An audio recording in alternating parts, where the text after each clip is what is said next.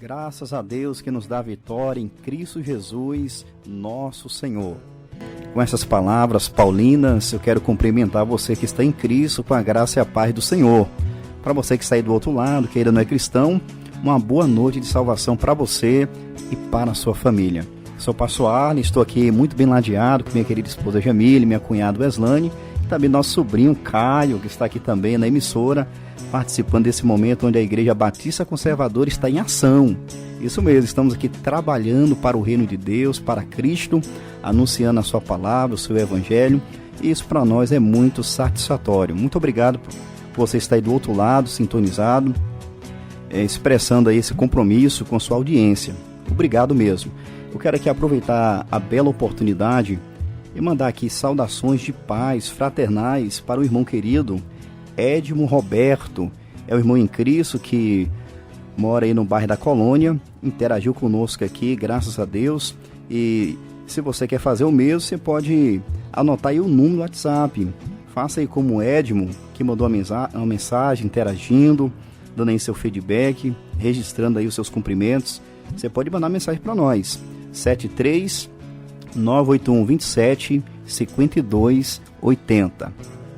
Repetindo, 73 981 27 52 80. Querido ouvinte, hoje nós iremos retomar o nosso momento do estudo bíblico. Exatamente isso. Como você sabe, o programa Bíblia em Foco tem alguns quadros. Nós temos aí o diálogo bíblico pastoral, o diálogo teológico. Nós temos aí o momento da exposição bíblica e também o momento de estudo bíblico. Ontem nós iniciamos aqui uma série pequena acerca da própria Bíblia, a natureza da Sagrada Escritura. Aprendemos coisas importantíssimas ontem. Eu queria aqui repassar algumas coisas só para você que acompanhou o programa ontem poder reprisar, e você que não pôde participar ontem, você pode aí também ficar familiarizado com aquilo que nós temos abordado aqui no nosso programa, a Bíblia em Foco. Nós fizemos aí considerações iniciais acerca da Bíblia. Há uma expressão técnica que é chamada de bibliologia. O que é a bibliologia? É o estudo acerca da Bíblia. Então, como esse programa tem como tema a Bíblia em Foco, nós temos que aprender mais também acerca da Bíblia, não é verdade? Então, nós vimos aí vários detalhes introdutórios e nós apresentamos aqui a definição da palavra Bíblia. Você que participou ontem, você se recorda do significado da palavra Bíblia? É muito comum nós mencionarmos e expressarmos que a palavra de Deus é chamada de Bíblia. Mas qual é o significado da palavra Bíblia? Então, nós apresentamos aqui ontem, falamos também, aproveitando o ensejo, acerca de algumas descrições da Bíblia. Exatamente isso. A Bíblia é descrita como livro, como palavra, como lei do Senhor, como livro do Senhor, como livro da lei, como escritura da verdade, como palavra da verdade, como palavra de Cristo, palavra de Deus, espada do Espírito, oráculos de Deus, sagradas escrituras, sagradas letras, escritura, escrituras e por aí vai. Nós trabalhamos aqui também ontem, expomos para você acerca do material de escrita da Bíblia. Qual foi o material que a Bíblia foi escrita? Nós vimos aqui alguns detalhes importantes. Aprendemos também acerca dos instrumentos de escrita da Bíblia. Foi muito importante isso aqui. Falamos sobre a estrutura da Bíblia, a quantidade de livros, a quantidade de testamentos. Foi uma maravilha. As seções da Bíblia, como a Bíblia está organizada por seções, foi algo muito pertinente. Hoje, dando continuidade, nós iremos falar também aqui de alguns aspectos importantes. Eu pretendo aqui seguir com você alguns encontros falando acerca da Bíblia, da sua natureza. Hoje nós iremos aqui, à semelhança de ontem, tratar ainda de algumas questões que para alguns são meramente curiosidades, mas para nós cristãos é muito importante porque fundamenta a nossa crença na palavra de Deus. Eu quero iniciar hoje falando acerca do cânon da Bíblia. Essa expressão pode ser desconhecida para você. O que significa o cânon da Bíblia? Eu pretendo trabalhar esse e alguns outros tópicos com você. Então, quando nós falamos de cânon, essa expressão, esse termo cânon, ele é um vocábulo, um termo hebraico, que é traduzido na Bíblia por cana ou por junco. Se nós darmos uma lida no livro de Ezequiel, nós vamos perceber, por exemplo, Ezequiel 40, versículos 3, 5, Ezequiel 41, versículo 8. essa palavra, cana, que é a tradução aí da palavra cânon, é uma expressão aí que indica, uma expressão que faz referência à vara de medir. Então essa palavra cânon, se nós formos fazer esse estudo no seu desenvolvimento etimológico, significava inicialmente uma vara de medir. Mas, de acordo com a história, foi se desenvolvendo, houve um desenvolvimento nessa palavra, como, por exemplo, na literatura clássica, a palavra cânon, ela passou a significar regra, norma, padrão. Inclusive, essa palavra ela aparece no Novo Testamento com sentido de regra moral. Quando nós lemos Gálatas capítulo 6, 16, essa expressão é aplicada nesse sentido de uma regra moral. Até o século III depois de Cristo, essa expressão, esse termo, era usado para se referir ao conteúdo normativo. Geralmente, quando se falava de cânon, até o terceiro século da era cristã, geralmente era associada aí à questão da doutrina, o conteúdo doutrinário, ético da fé cristã. Porém, a partir do século IV, essa expressão, esse termo cânon, de onde vem a expressão também canônico, esses termos eles passaram a ser aplicados aos livros sagrados. Exatamente isso. Então, quando nós falamos do cânon da Bíblia, o que nós estamos querendo dizer? Nós queremos enfatizar e reconhecer a autoridade dos livros que foram inspirados por Deus. Então, cânon diz respeito a uma lista de livros inspirados por Deus. Isso aqui é importante, porque caso você não tenha esse conhecimento, vai saber agora. Houve ao longo da história alguns escritos, alguns livros que foram escritos e que não são considerados como livros inspirados por Deus. Então, quando nós falamos do cânon da Bíblia, nós estamos fazendo referência aos 66 livros inspirados por Deus. Então, livros que foram escritos aí no período chamado intertestamentário, período aí do Antigo Testamento, outros livros posteriores, que não fazem parte desses 66 livros da Bíblia Sagrada, são considerados como livros apócrifos. Essa expressão apócrifo significa oculto, escondido. Geralmente é para fazer referência a livros que tratavam de coisas misteriosas, mas que não refletem o ensino da palavra de Deus. Alguns preferem, ao invés de usar o termo apócrifos, que é um termo que é usado pela igreja cristã evangélica, usar a expressão deuterocanônicos. Tem livros aí como, por exemplo, não sei se você já ouviu falar de 1 Macabeus, 2 Macabeus, Tobias, Judite, Eclesiástico. Note, eu falei Eclesiástico, porque na Bíblia Sagrada, um dos livros inspirados é Eclesiastes, que é muito conhecido, fica depois do livro de Provérbios. Só que um livro apócrifo, ou chamado de deuterocanônico, é o livro de Eclesiástico.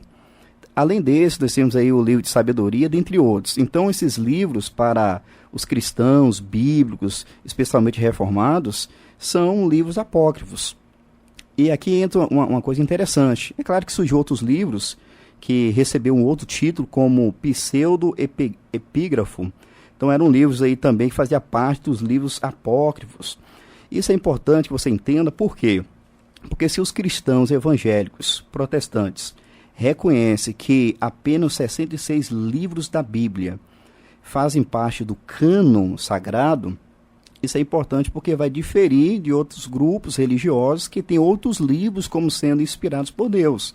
Então, a igreja cristã evangélica, ela faz frente a esses livros como sendo inspirada. Apenas os 66 livros que nós temos na Bíblia Sagrada reflete o livro de Deus. Então, como vimos ontem, a Bíblia é o livro dos livros, o único livro mais composto de outros. Então, 66 livros compõem a Bíblia Sagrada.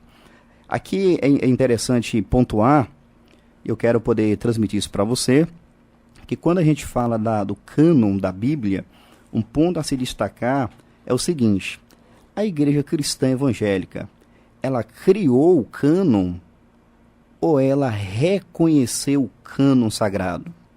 Essa pergunta é importante. Então, geralmente há acusações falaciosas contra a igreja cristã evangélica de que a igreja, na verdade, houve um outro grupo que diz que a igreja criou a Bíblia, mas não. A igreja existe por causa da Bíblia. E a igreja, ela não criou o cânon sagrado. A igreja apenas reconheceu os livros sagrados. E aqui, para você ficar inteirado com essa temática, com esse tema, uma pergunta que precisamos responder. Nós temos, como mencionado ontem, 2 testamentos na Bíblia. Você se recorda? Antigo e Novo Testamento. Então, quais foram os critérios usados para reconhecer os livros inspirados do Antigo Testamento? Vamos começar pelo Antigo Testamento.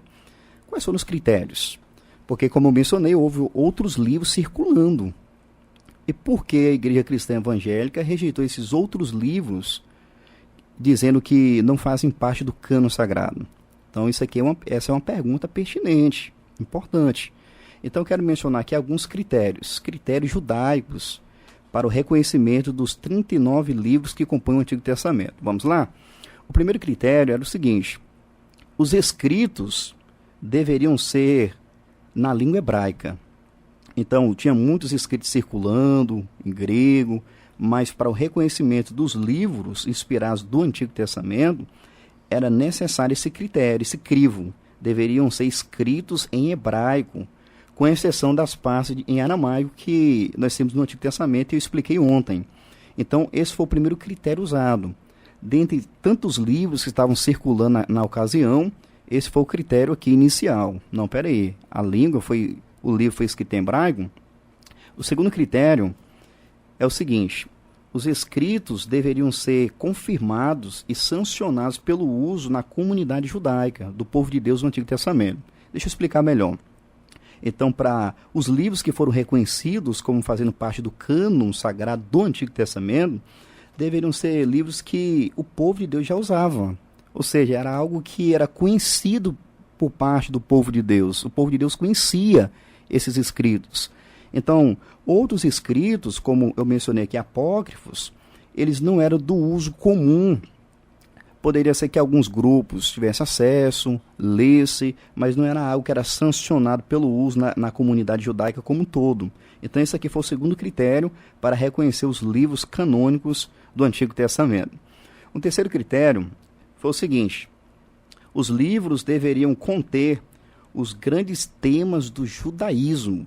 Aí você pode se perguntar, quais temas principais ou grandes temas do judaísmo? E eu quero aqui pontuar 2. Temas como a eleição ou como a aliança. Então, os livros, esse foi um terceiro critério usado pelos judeus, servos de Deus, para poder reconhecer os livros inspirados por Deus no Antigo Testamento. Então, esses livros deveriam trazer esses temas principais aí: eleição, aliança, só para mencionar aqui alguns exemplos. Um outro critério, que não é tão profundo como os demais, mas também que foi utilizado, era que os escritos deveriam ser antes da época de Esdras. Esdras foi um servo de Deus, sacerdote, escriba, e geralmente esse foi também um outro critério utilizado na ocasião. Agora, um outro detalhe importante aqui. Vamos entender quais foram os critérios cristãos para o Novo Testamento. Então, na época do Novo Testamento, do reconhecimento do cânon do Novo Testamento, já havia muitos e muitos livros circulando. Evangelhos de Tomé e por aí vai. Então, quais foram os critérios que foram aplicados, empregados para reconhecer aqueles livros, que são os 27 do Novo Testamento, que compõem a palavra de Deus? Então, o primeiro critério é chamado de critério da apostolicidade. Uma expressão aí um pouco estranha, né? Tem a ver com os apóstolos. Então, os escritos deveriam ser escritos pelos apóstolos, era o critério estabelecido. Quem escreveu? Foi um apóstolo? Ou então pessoas ligadas aos apóstolos, associadas aos apóstolos, como por exemplo Marcos. Marcos, nós temos aí o segundo evangelho no Novo Testamento, vem Mateus, depois Marcos. E Marcos, ele não era um apóstolo, porém, ele era associado, ligado aos apóstolos, o apóstolo Pedro, o apóstolo Paulo, assim também Lucas. Lucas, ele não foi um apóstolo de Jesus Cristo, mas ele foi alguém ligado ao apóstolo Paulo. Então, esse aqui foi o primeiro critério, a questão da apostolicidade, ligada aos apóstolos de Jesus Cristo. O segundo critério tem a ver com a questão da catolicidade. O que significa isso? Eu vou explicar agora. era a questão da aceitação de todas as igrejas. Assim como na comunidade judaica era necessário o uso daqueles textos que foram reconhecidos como sendo a palavra de Deus no Antigo Testamento, de igual modo no Novo. A questão da aceitação das igrejas. Então, haviam vários escritos circulando, mas os escritos que foram reconhecidos pela Igreja de Deus, pelo Espírito Santo, foi justamente aqueles livros que tinham aceitação das igrejas do Senhor espalhadas no mundo de então. Um terceiro critério é chamado de ortodoxia. Ortodoxia é basicamente ensinamento correto. Então, qual era o ponto aqui? Dentre os livros que circulavam na época, esse foi um critério utilizado. Espera aí, esse livro tem harmonia com a doutrina apostólica, a doutrina dos apóstolos? Tem conformidade com os escritos reconhecidos como inspirados? Então, esse aqui foi um terceiro critério usado aí pelos cristãos para reconhecer a questão do cânon do Novo Testamento. Então, você percebeu que a igreja ela não criou, a igreja apenas reconheceu. E permita avançar um pouquinho. E permita falar agora sobre a questão dos manuscritos da Bíblia. Possa ser que essa expressão você nunca tenha ouvido, mas nós estamos aqui nesse programa Bíblia em Foco para poder informar você, instruir você. Então, o que é um manuscrito? O manuscrito é basicamente escrito à mão. Então, eram obras escritas à mão. Não era usado aí recursos, né? Outros, senão o escrito à mão. Agora, olha que interessante. Deus usou, como eu mencionei ontem, cerca de 40 autores, não foi isso? 40 homens que Deus usou para poder escrever a Bíblia Sagrada. Esses escritos, eles são chamados de autógrafos. O que significa isso? Eram aqueles livros que foram escritos diretamente pela mão do servo de Deus. Paulo, o servo de Deus do Antigo Testamento, do Novo Testamento, então chamados de autógrafos. Porém, os autógrafos se perderam. Então, como eu expliquei ontem acerca dos materiais que foi escrita a Bíblia, falei sobre o pergaminho, sobre o papiro, outras coisas, né, o felino. Então, o material era frágil, não tinha como demorar muito tempo, era algo que acabava mesmo. Então, esses escritos chamados originais, os autógrafos, eles se perderam. Inclusive, em relação ao Antigo Testamento, você sabe muito bem que o povo de Deus sofreu várias invasões, como, por exemplo, a Babilônia, que sitiou Jerusalém, acabou com a cidade, queimou a cidade. Então, muitos dos escritos originais foram queimados. Então, agora o que resta? Os chamados manuscritos, que diz respeito às cópias. Uma expressão que é muito usada aí é apógrafos. Então, enquanto os originais eram autógrafos, as cópias, apógrafos. Então, eram cópias que eram feitas à mão. E tem algumas pessoas que pensam assim, mas como é que pode a questão da cópia? Deus, pela sua providência e soberania, suscitou homens, no período do Antigo Testamento, os escribas, do Novo Testamento também, homens diligentes, para poder fazer cópias, manuscritos desses originais. E se nós darmos uma olhada na Bíblia Sagrada, vamos perceber que essa questão de cópias não era algo incomum, não. Por exemplo, nós temos aí a primeira menção de cópia que nós temos na Bíblia foi a questão dos 10 mandamentos. Então, acredito que você conhece a passagem que Deus revelou os 10 mandamentos para Moisés, só que quando Moisés chegou, o povo estava adorando o bezerro de ouro. A Bíblia diz que Moisés ficou tão irado que ele pegou as tábuas, jogou no chão e aquelas tábuas quebraram. E o que aconteceu? Deus mandou fazer a cópia daqueles mandamentos que ele havia dado, né, nas tábuas. Você pode verificar isso em Deuteronômio capítulo 10, versículo 4. Nós temos também um exemplo de cópia no período do profeta Jeremias. Jeremias ele recebeu algumas mensagens e uma delas foi para uma mensagem transmitida para um rei chamado Zedequias. Era um rei impiedoso, não era crente não.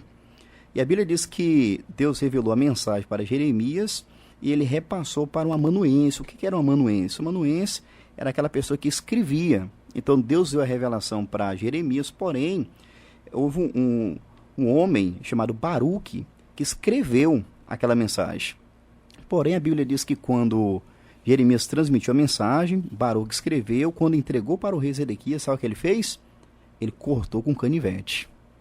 Aquele escrito se perdeu. Mas o que aconteceu? Deus mandou outra vez a sua palavra, de maneira que houve uma cópia, um outro escrito acerca daquele conteúdo que Jeremias havia transmitido. Há também na Bíblia, e nós podemos verificar isso em Deuteronômio, capítulo 17, Versículo 18, 19, algo curioso, em que o próprio Deus, antes dele ter constituído rei sobre Israel, ele já havia dito acerca dos deveres do rei. Como é que deveria proceder um rei quando fosse constituído? E uma das coisas que ele deveria fazer, sabe qual era? Ele deveria fazer um traslado da lei. Ou seja, ele deveria fazer uma cópia da lei para ter consigo. Então, aqui já está sugerido para nós a questão da cópia da Escritura. Se nós darmos uma lida aí em 2 Crônicas, capítulo 23, versículo 11, nós vamos perceber que havia de fato essa cópia.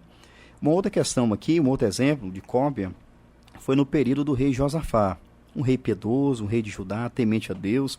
Segundo a Bíblia, uma das medidas que ele tomou quando assumiu o reinado foi que ele mandou os levitas, os instrutores da época, ensinar a lei para o povo. E se você ler o segundo livro das Crônicas, capítulo 17, de 7 a 9, você vai perceber que esses levitas, eles tinham cópias da lei para poder ensinar o povo em toda Judá e Jerusalém, mostrando aí, indicando a questão das cópias das Escrituras. Se nós darmos uma lida em Provérbios 25, verso 1, nós temos os servos de Ezequias que transcreveram a questão de Provérbios ali. Você vai olhar para Daniel capítulo 9, versículo 2, você vai perceber que Daniel, estando ali na Babilônia, cativo, embora se tornou uma autoridade ali entre os caldeus, a Bíblia diz que ele tinha acesso às Escrituras. Olha que interessante, então cópias das Escrituras. Então isso aqui é muito importante para você ter essa compreensão que Deus, pela sua providência eterna, ele preservou a sua palavra. Uma outra questão que eu quero tratar muito brevemente com você é acerca das traduções da Bíblia. Isso aqui é muito interessante. Então nós temos aí cópias, né, os manuscritos, mas nós temos também a questão de traduções da Bíblia. Então Deus, por sua soberania, ele providenciou também a questão das traduções. Quando nós analisamos a história, nós vamos perceber que houve várias versões da Bíblia. Versões semíticas, por exemplo, a questão do Pentateuco, samaritanos, targums. Houve aí versões latinas, siríacas, orientais, europeias, inglesas e também versões em português. Aí nós temos aí algumas versões em português que foram feitas para a glória do Senhor e para a edificação da igreja. E quando nós falamos de traduções da Bíblia, nós precisamos nesse momento entender o seguinte, que muitos servos de Deus morreram para poder traduzir a Bíblia na língua do povo. Isso mesmo. Então, em dado momento da história, os cristãos eram proibidos de ter acesso ao conhecimento da palavra de Deus, de ter acesso à Bíblia. E muitos servos do Senhor protestaram contra isso, contra essa postura, e deram as suas vidas para que o povo viesse ter acesso à palavra de Deus. Portanto, nós precisamos, como cristãos, valorizar o privilégio de termos ao nosso dispor várias traduções da Bíblia Sagrada. É uma bênção, é uma providência de Deus. Inclusive, eu quero aproveitar aqui a oportunidade para chamar a atenção para o seguinte fato. Tem cristãos que menosprezam o estudo da Bíblia, da teologia. Tem pessoas, por exemplo, que podem ignorar esse conteúdo que a gente está transmitindo aqui. Mas escute bem. Tem pessoas que falam o seguinte, não, mas para que teologia? Para que esse tanto de estudo? Agora, uma pergunta interessante. Eu mencionei para você ontem que a Bíblia ela foi escrita originalmente em hebraico, aramaico e grego. Não foi isso? Aí a gente faz a pergunta. Você sabe ler hebraico, aramaico e grego? Domina essas línguas? Ah, domina não, né? Ok. Você tem em mãos o quê? Uma Bíblia, uma tradução em português. Eu expliquei ontem que a Bíblia não foi escrita em português. O que nós temos em português é uma tradução, pela providência bondosa de Deus. Aí tem muitos cristãos que falam assim, não precisa de teologia, essas pessoas que estudam. Então, essas pessoas elas estão cuspindo no prato que comem. Porque ela tem em mãos a Bíblia traduzida. E quem foi quem traduziu? Foram homens estudiosos da Bíblia, da palavra de Deus. Então, eu chamo sua atenção para isso. Não faça isso não. Caso você tenha procedido dessa forma, peça perdão a Deus, se volte para Deus, confesse seus pecados e valorize a misericórdia de Deus em proporcionar para nós acesso à sua bendita palavra. Em relação à questão das traduções, me permita que te dê uma sugestão. Você que é leitor da Bíblia, estudioso da Bíblia, você precisa ter algumas traduções para quando você for estudar um texto com mais profundidade, com mais afinco, você pode fazer comparações. Isso é muito proveitoso. É uma atitude, além de sábia, saudável.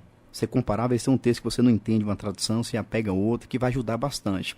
E aproveitando que eu estou falando essa questão de comparar traduções, você pode fazer a seguinte pergunta: por que a Bíblia é a palavra de Deus e tem tantas traduções? Essa é uma boa pergunta, viu?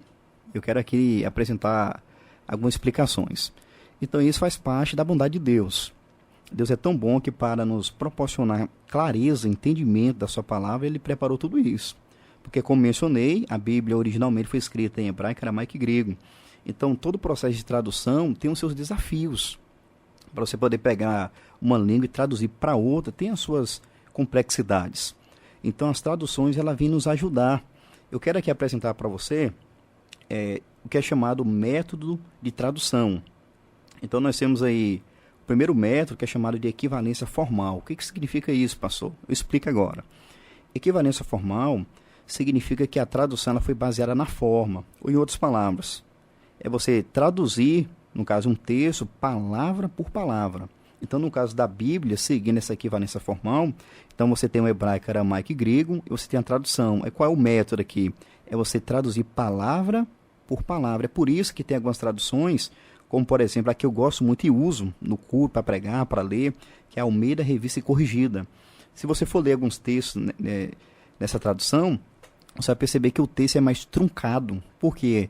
Porque ele é de equivalência formal. A tradução foi basicamente palavra por palavra, então fica um texto mais truncado. Mas tem um segundo método, é chamado de equivalência funcional. Tem a ver com o quê? Com a dinâmica. É uma equivalência dinâmica do sentido. Então, quando foi feita a tradução, não se preocupou exatamente com palavra por palavra, mas com o sentido das palavras.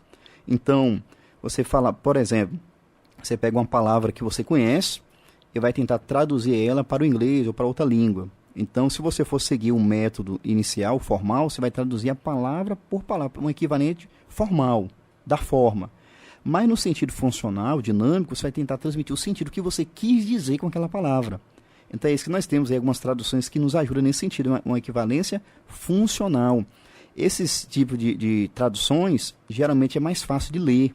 Você lê com mais facilidade, o texto não é muito truncado, você lê com uma facilidade maior. Você também tem aí o chamado método intermediário, que procura equilibrar o método de equivalência formal com o método de equivalência funcional. Então aqui só algumas informações para você entender, porque há tantos tipos de traduções, ok? Deu para pegar direitinho? Agora me permita aqui finalizar o nosso programa hoje, destacando aqui os propósitos da Bíblia. Por que Deus ele deu sua palavra? Você sabe responder essa pergunta? Qual é o propósito da Bíblia? A Bíblia foi dada com que propósito? Com qual finalidade? Eu quero destacar aqui duas razões. Primeiro, Deus ele deu a Bíblia para poder se revelar. A Bíblia diz respeito à revelação especial de Deus. Então, na Bíblia, você conhece a Deus. Então, esse é um propósito central. E outra coisa aqui. A Bíblia, ela não é história do homem, não. A Bíblia é história de Deus. Ela trata de Deus. Ela revela quem é Deus. Então, Deus, por sua misericórdia, nos inseriu na história.